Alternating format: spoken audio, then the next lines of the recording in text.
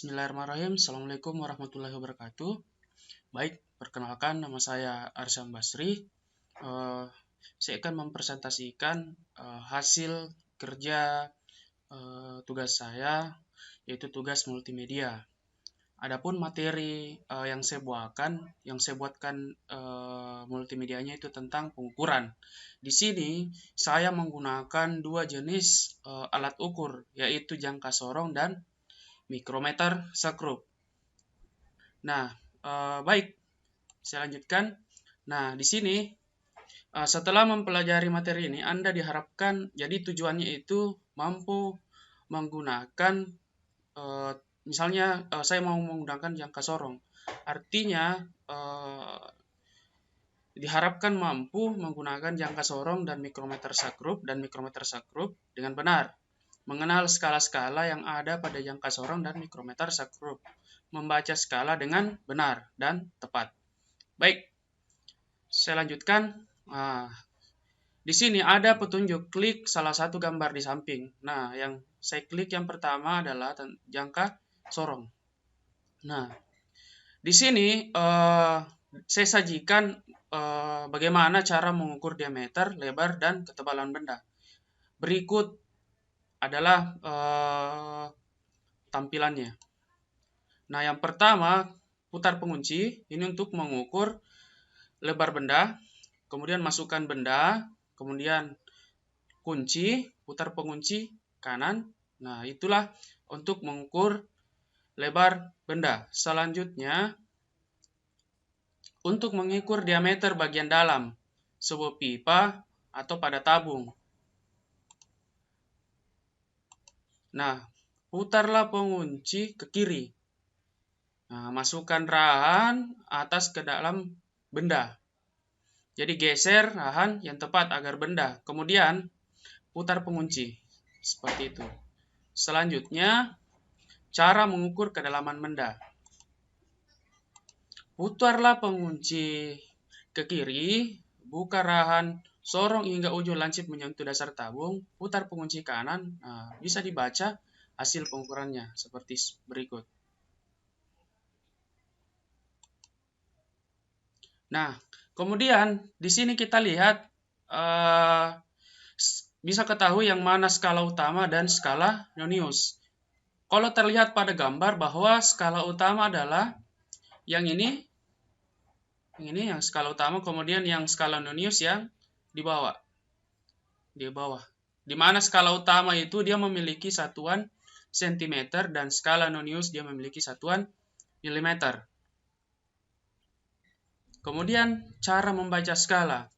Nah, cara membaca skala jangka sorong, mula-mula perhatikan skala Nonius yang berimpit dengan skala utama. Jadi bisa kita lihat bahwa yang mana di sini yang berimpit dengan skala utama. Nah, pada gambar di samping, skala Nonius yang berimpit dengan skala utama adalah 4 skala ya, 4 skala. Itu berada pada skala Nonius. Nah, artinya angka tersebut sama dengan 0,4 mm. Nah, kemudian selanjutnya perhatikan skala utama. Pada skala utama, setelah angka 0 mundur ke belakang, menunjukkan bahwa dia berada pada posisi 4. Nah, angka 4,7. Ya, jadi ini lihat nolnya. Jadi 4,7 cm. Nah, itu bukan hasil pengukuran yang sebenarnya. Nah, setelah itu kita jumlahkan dengan penunjukan skala Noniusnya yang berimpit dengan skala utama. Sehingga diperoleh 4,47 cm. Kemudian ada pun latihan input skala. Nah, kita klik tes. Misalnya saya geser ini. Saya geser ya. Nah, misalkan ini berada pada, berarti dia pembacaan skalanya 2 ya, 2, jadi kita lihat yang berimpit. Jadi dia berada posisi 2,7. Apakah benar? Nah, berarti ada yang salah. Selanjutnya bisa kita lihat lagi yang betul-betul berimpit. Oke, selanjutnya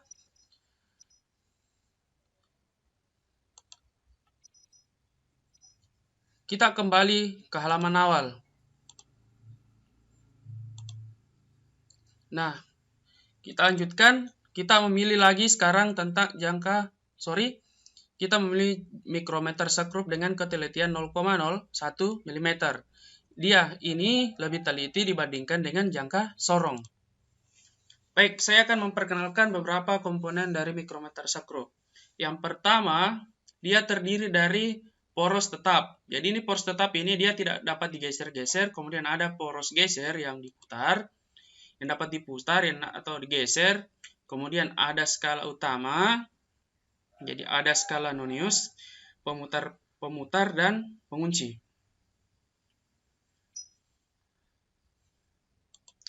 Adapun fungsi dari mikrometer sekrup ini, dia mampu mengukur ketebalan suatu benda, misalnya tebal kertas dan lain-lain. Nah, adapun fungsi lainnya itu dia mampu mengukur untuk benda-benda yang kecil seperti diameter kawat dan lain-lain.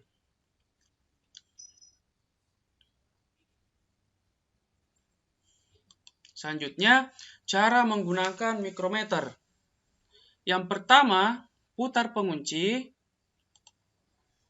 Nah, putar pengunci. Kemudian yang kedua, buka larahan dengan cara memutar ke kiri sehingga benda itu dapat dimasukkan ke dalam rahang ini. Kemudian letakkan benda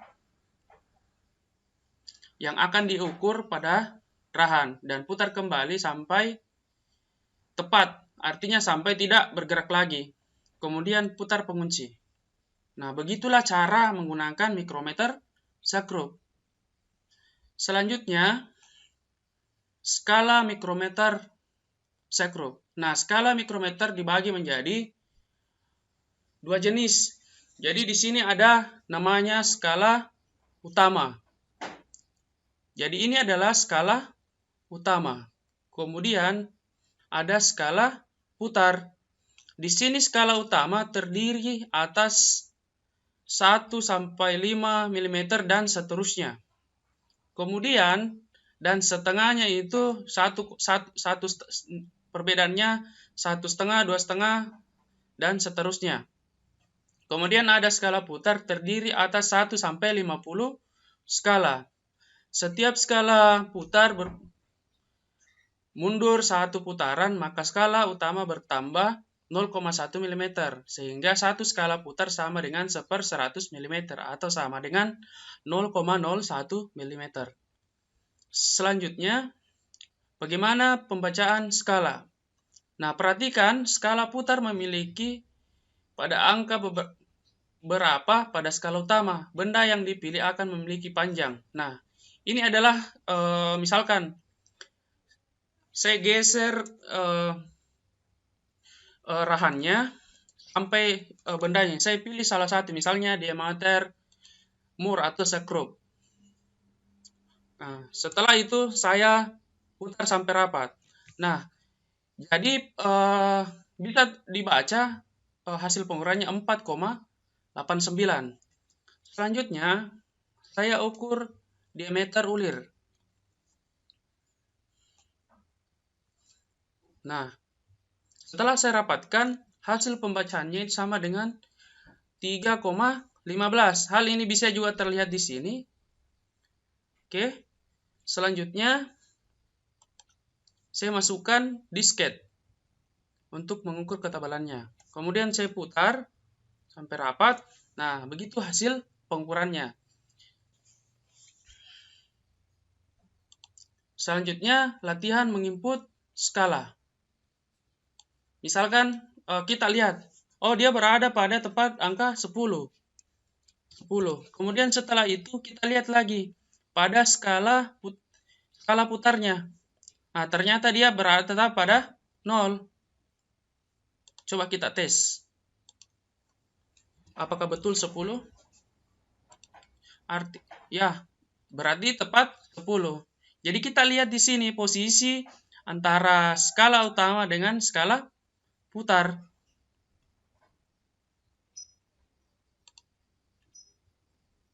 Ya, demikian presentasi dari saya. Billahi taufiq wal hidayah. Assalamualaikum warahmatullahi wabarakatuh.